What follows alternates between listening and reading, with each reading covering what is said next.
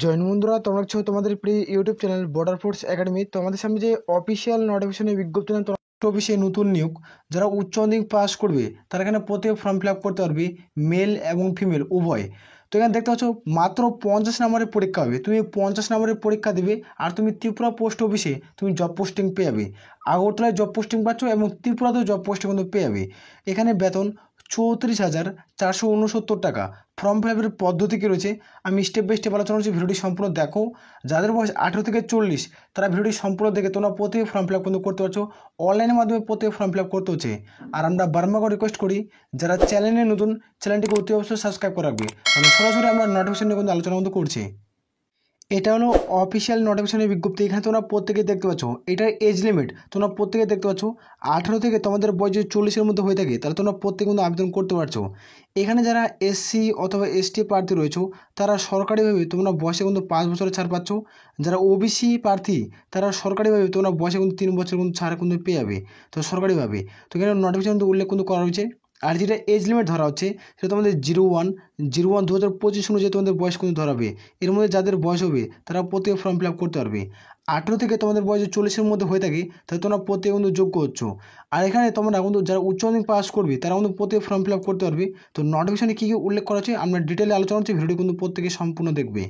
এইখানে তোমরা প্রত্যেকে দেখতে পাচ্ছ হাউ টু অ্যাপ্লাই। এখানে অনলাইনে যখন তুমি ফর্ম ফিল আপ করবে, অনলাইনে ফর্ম ফিল আপ করার পর তোমরা দেখতে পাচ্ছ এখানে অনলাইনে তোমায় ক্লিক করতে হবে।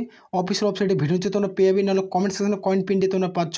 এখানে দেখতে পাচ্ছ তোমাদের এই যে ইন্ডিয়া পোস্ট তোমার জিডিএসএ অনলাইন ফর্ম ফিল আপের লিঙ্ক, এখানে তুমি ক্লিক করবে। তোমাদের কিন্তু প্রথমত OTR এর পেজ খুলবে, মানে OTRR অর্থাৎ ওয়ান টাইম রেজিস্ট্রেশন। এখানে তোমাদের প্রত্যেক ফর্ম ফিল আপ করতে হবে। তো এখানে ফর্ম ফিল আপ করবে স্টেপ বাই স্টেপ, সেটা আমি দেখাবো, ভিডিওটি সম্পূর্ণ দেখো।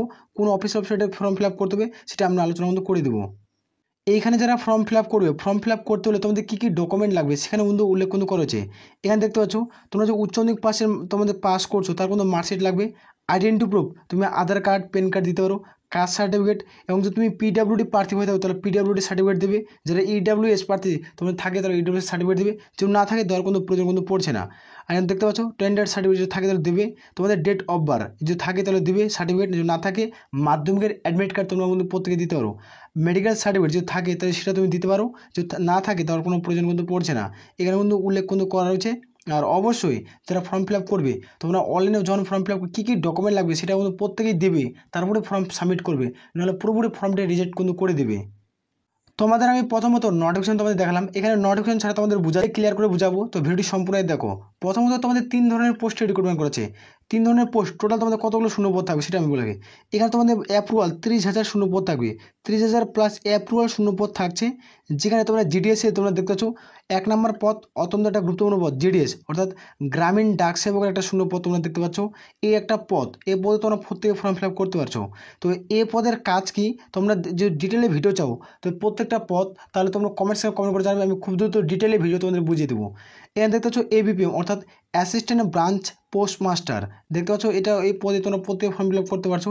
BPM অর্থাৎ ব্রাঞ্চ পোস্ট মাস্টার, এখানে তোমরা প্রত্যেক ফর্ম ফিল আপ করতে পারছো। এখানে দেখে নাও তোমার যেটা এজ লিমিট 01/01/2025 অনুযায়ী তোমাদের বয়সটি ধরা হচ্ছে। যাদের বয়স ইউআর প্রার্থী 18 থেকে 40 তারা প্রত্যেকেই যোগ্য। আর যারা এজ লিমিট দেখতে পাচ্ছ ওবিসি প্রার্থী 18 থেকে 43-এর মধ্যে বয়স থাকতে হবে। আর যারা SC ST প্রার্থী তাদের বয়স 18 থেকে যদি 45-এর মধ্যে বয়স হয়ে থাকে তাও তোমরা প্রত্যেকে কিন্তু ফর্ম ফিল আপ কিন্তু করতে পারছো। এখানে অ্যাপ্লিকেশন ফিস কত টাকা চার্জের কোনো প্রয়োজন পড়ছে, যারা জেনারেল আর ওবিসি প্রার্থী তাদের ক্ষেত্রে 100 টাকা, যারা SC ST EWS প্রার্থী আর PWD প্রার্থী তাদের ক্ষেত্রে কোনো রকম আবেদনের কোনো মূল্য লাগছে না, শুধুমাত্র জেনারেল আর ওবিসিরাই আবেদনে এখানে মূল্য দেবে। আর এখানে তোমরা প্রত্যেকে দেখছো যারা উচ্চ মাধ্যমিক পাস করবে তারা প্রত্যেকে যোগ্য। এখানে এটা ভুল মিস্টেক তোমাদের টাইপিং কিন্তু হয়ে গেছে, এখানে মেল ফিমেল তোমরা প্রত্যেক ফর্ম ফিল আপ করতে পারছো। তোমাদের লোকাল ল্যাঙ্গুয়েজ অর্থাৎ বাংলা ভাষায় লিখতে পড়তে জানার দক্ষতা থাকতে হবে, এবং তোমাদের ওয়ার্কিং অর্থাৎ সাইকেল চালানোর মধ্যে জানা থাকতে হবে, তাহলে তোমরা প্রত্যেক ফর্ম ফিল আপ করতে পারছো। এখানে তোমরা অনেকজনের মনে একটা প্রশ্ন আসবে, সেই প্রশ্নটা হলো কি সেটা আমি ক্লিয়ার করছি। যারা জিডিএসে প্রত্যেক ফর্ম ফিল আপ করছো, জিডিএসে তোমরা জানো যে তোমাদের শুধুমাত্র মাধ্যমিক পাশে ফর্ম ফিল আপ হয়, তোমরা প্রত্যেকে জানো এই কথাটি যে মাধ্যমিক পাশে যারা প্রত্যেকে ফর্ম ফিল আপ কিন্তু করতে পারো, মাধ্যমিক পাস হয়। আর এখানে ফাইনাল যেটা মেরিট লিস্টের মাধ্যমে রিক্রুটমেন্ট করে, মাধ্যমিকে তোমার কত পার্সেন্টেজ নাম্বার আছে তার উপরে ভিত্তি করে এখানে তোমাদের জব পোস্টিং দেয়। এবার 2025-এ তোমাদের বিরাট একটা পরিবর্তন হয়ে গেছে। তোমরা যারা উচ্চ মাধ্যমিক পাশে ফর্ম ফিল আপ করবে তারা জব পোস্টিং পাবে, আর এখানে কিন্তু পরীক্ষা দিতে হবে। তো পরীক্ষা কত নম্বরে দিতে হবে সেটাই আমি কিন্তু আলোচনা কিন্তু করছি। এখানে তোমরা প্রত্যেকে দেখতে পেয়ে যাবে যেটা তোমার সিলেকশন প্রসেস, এটা কিন্তু প্রত্যেকে 50 নম্বর একটা এক্সাম দিতে হবে। তারপরে হবে তোমাদের ম্যারিট লিস্ট, যাতে ম্যারিট লিস্টে নাম আসবে তারা ডকুমেন্ট ভেরিফিকেশনের কিন্তু ডাক কিন্তু পেয়ে যাবে। তো এই 3টা প্রসেস এবার রিক্রুটমেন্ট করছে। উচ্চ মাধ্যমিকের কোনো পার্সেন্টেজ লাগছে না, তো উচ্চ মাধ্যমিক পার্সেন্টেজ ছাড়াই তোমরা প্রত্যেকে ফর্ম ফিল আপ করতে পারছো।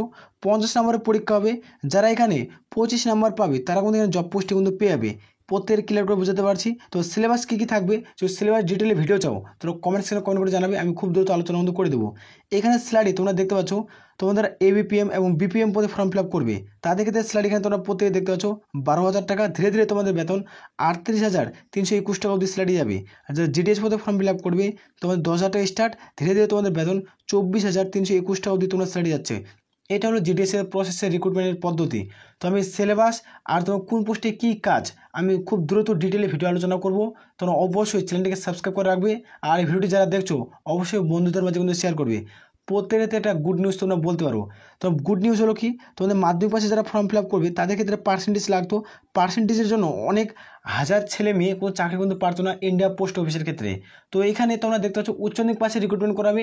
এখানে পরীক্ষা দিবে 50 নম্বরে, 25টা কোশ্চেন ঠিক করলে তুমি সরকারি চাকরি পাবে। এবং ত্রিপুরা এবং আগরতলাতে তোমরা জব পোস্টিং পাচ্ছ।